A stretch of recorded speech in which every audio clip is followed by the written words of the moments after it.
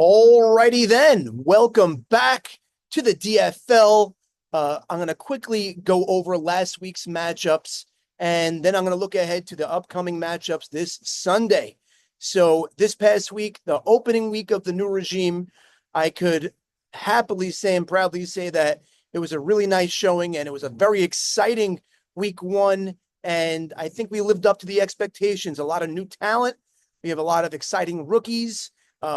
Just all around very, very enjoyable. Let's go through matchup by matchup really quickly. First, we had the Cowboys taking down the Colts in a barn burner and some noteworthy performances over here.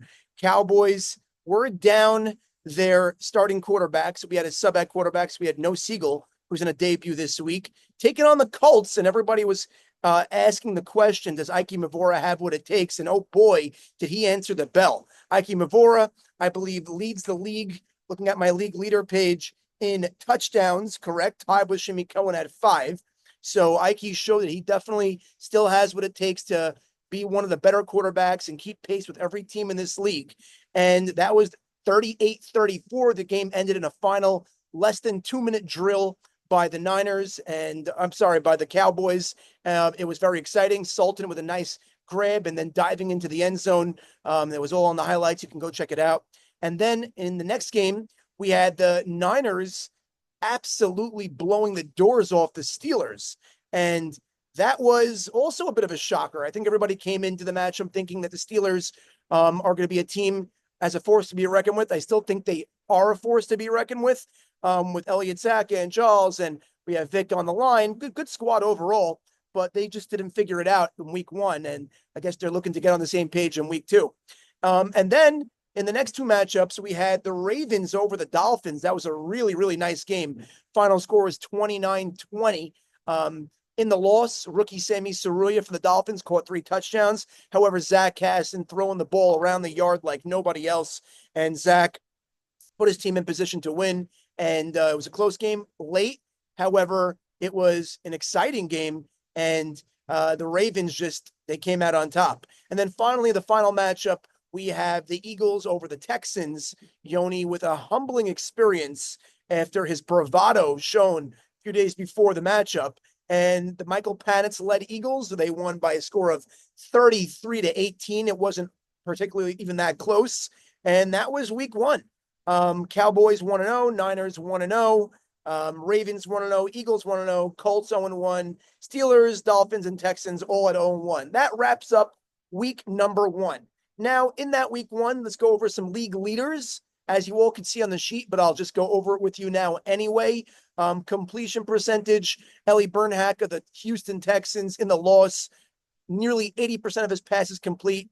Not that many down the field, not that many deep shots. However, he definitely showed that he has what it takes to be a winner in this league. As we said prior, I'll highlight it again. Ike Mavora and Shimmy Cohen, both with 5 touchdowns apiece. Zach Casson with a rushing touchdown with that torn ACL or 2, so that's impressive. And then Simcha Gold and Isaac Indy both tied with 9 receptions. They were reception machines. Receiving touchdowns, we mentioned Sammy Saruya. We also had Menachem Dubin with a 3 touchdown performance, and he was a player of the week, as you all saw on the Instagram. And any other noteworthy touchdown performances? We have Svi Lieber with 3, Jojo Matute, rookie with 3. So, early on in the get-go, we had a bunch of 3 touchdown receivers. That's going to be a race that we should definitely keep our eyes on. And then for the interceptions, the INTs, Sim Fuchs, Ellie Roden, Joseph Moyal, Ellie Bernhack, Yoni Panichel, Mark Milbasati, and Shimmy Cohen all with 1. And then Shua Danny and Jake Gluck both had absolutely animalistic days on the line, both with 4 sacks apiece. Passing, interceptions, I'm only going to highlight the ones noteworthy. Zach Casson, 0.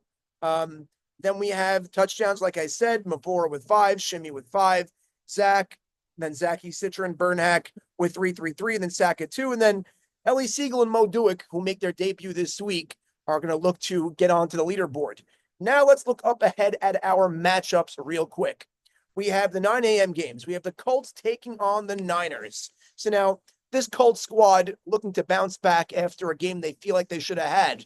They did have a lead. They did blow the lead. And Ike Mavora at the helm, Svi Lieber showing he could do it all. He subbed that quarterback, and then he played a receiver, and he was equally as good in both. Sim Fuchs making his debut this year. Ralph Hannon looking to get back into getting into the win column as a captain for the first time. Joslet, then Harry Ashkenazi and Kaz. That's the Colts squad. And then the Niners, with Mo Doick at the helm, first week of the season for Mo D. And Mo will be throwing a Momo Levy, who was an absolute stud in his rookie debut as the acting captain. Then Shua Danny, who he had a great week defensively, looking to get more involved offensively. Joey Alalo, if he's healthy, will be playing. I did not hear that he's out. CZS, Chaim Zev Shoshana, Uri Adler, who is hurt. They replaced him. And then we have Joe Daba, Joey D, and then Ben Amu.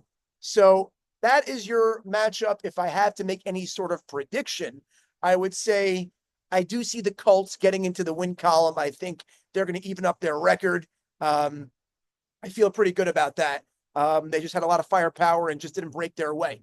Let's moving on to the next matchup. We have the Dolphins versus the Texans. So now last week, Dolphins, like I said, heartbreaker, and Texans also lost. So we're going to have a victory from one of these two, but one of these two are going to fall to 1-1.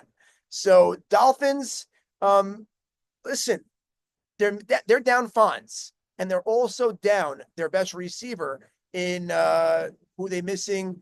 They're missing their best receiver in I forget. It'll come to me in a minute. But they have his sub regardless. So they're playing short. Oh, Bijou. Freddie Bijou is missing. So Book is out. I'm sorry. Book is out. My apologies. And they have a sub, and that is going to be Sultan, who had a great week as a rookie last week, and the winning effort as for the Cowboys. So Sammy Soria looking to repeat the performance. Zachy Citron looking to be acting captain on the field. And then for the Texans, Ellie Bernhack trying to get into the win column. Yoni Panichel, like I said prior, a very humbling experience. But the way I see this game going, without the captain on the field and Fonz, I think the Texans even their record to 1-1, and the Finns fall to 0-2 in this matchup.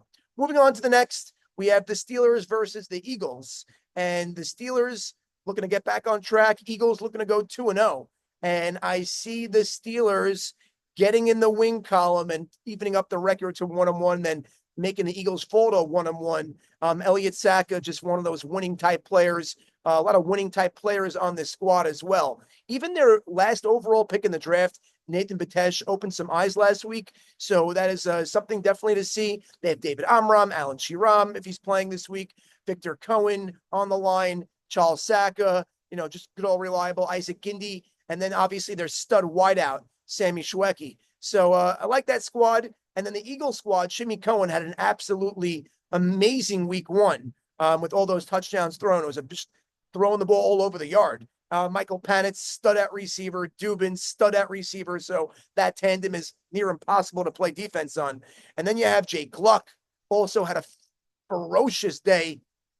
Shmooey Lewis had a good day at the line. Noam Katzel, Erwin Sutton, and Charlie Mizrahi. I still maintain my pick. I think the Steelers find a way to eke out a win. Even though the firepower of the Eagles is definitely nothing to sneeze at. There's something to really got to pay attention to every player on the field. But I still am taking the Steelers in this one. And then we're going to move on to the Cowboys versus the Ravens as our featured matchup this week. We have Zach Kasson going up against his arch rival, Ellie Siegel. Ellie Siegel made sure to circle this date on his calendar. It's also the first time on the field this year. Siegel will throw to his boys, Novaseller, Jojo Matute, Morty Sultan, who had a great week last week, Alan Mustaki, who mans down the fort, Roden, Jackie Sutton, and Yossi Abramson. So it's a really good team, this Cowboy squad. And then the Ravens, they're the ones that are down Freddie Bijou. And they did use their sub designation when Rocky had to leave the game, and they got Panitz for him last week. So they're not entitled to sub for them being down their number one wideout. So I will tell you, if the Ravens find a way to win this game and the Ravens find a way to come out victorious, that would be an upset, because Zach Caston is not playing with his number one wideout.